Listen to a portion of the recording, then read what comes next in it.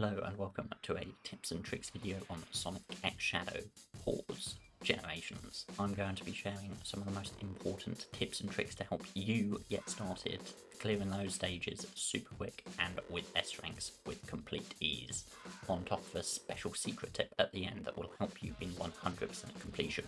Do note that this is only for Shadow Generations, but I will be making a tips and tricks video for Sonic Generations 2. Most likely next week, maybe, or later this week. It'll be later this week. Like gameplay spawns ahead, obviously. My first tip is, before you jump into these levels, have a quick look at the controls. Shadow Generations allows you to completely remap any of these buttons to whatever you want. So if you don't like the boost now being on R2 or the right trigger, now you can map them back to square or X. I mean, you can put boost on the D-pad if you want. I mean, I don't know why you do that, but you can do that. On top of that, you can also change how far away the camera is to Shadow and change his deceleration. Tinker with it to find that sweet spot that's perfect for you and your platforming needs. Chaos Control is an ability Shadow can use at any time, so long as it's charged, of course. Not only does it pause the level, but it also pauses the in-game timer, which is crucial for getting those seconds down on those times. While Shadow can run around while using Chaos Control, anything that requires time to pass to activate, or a projectile for instance, will be stopped with it, so you cannot be using Doom Spikes while using Chaos Control. To fully utilise this ability, you will need to think about the best possible point to use it. We can also charge it through either picking up one of the capsules or defeating a number of enemies.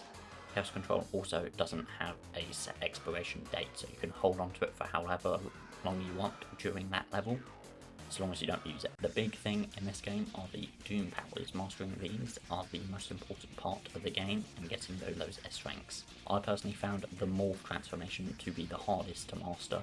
So what I did was I practiced in the hub world jumping between the points with the swings and whatnot. With Spike, all you need to do is hold down that triangle or Y button and move the camera, but only a maximum of 5 targets, I believe, can be locked onto at a time, so keep that in mind.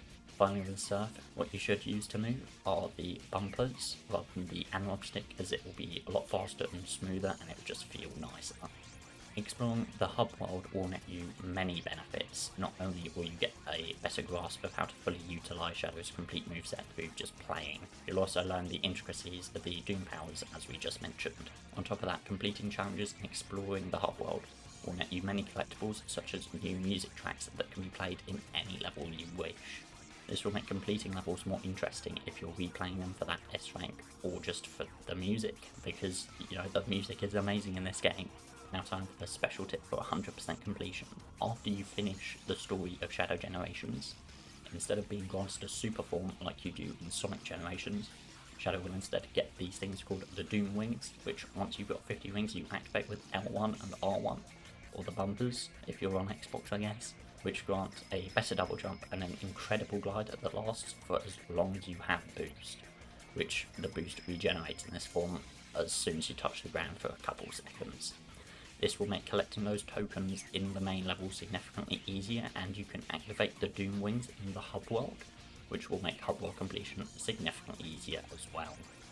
I hope you learned a great deal with my insight, either that or you just wasted your time, but hey, I'll take your viewer engagement anyway, haha. If you feel like I've missed anything, be sure to comment it so that the other people watching this video can learn from you.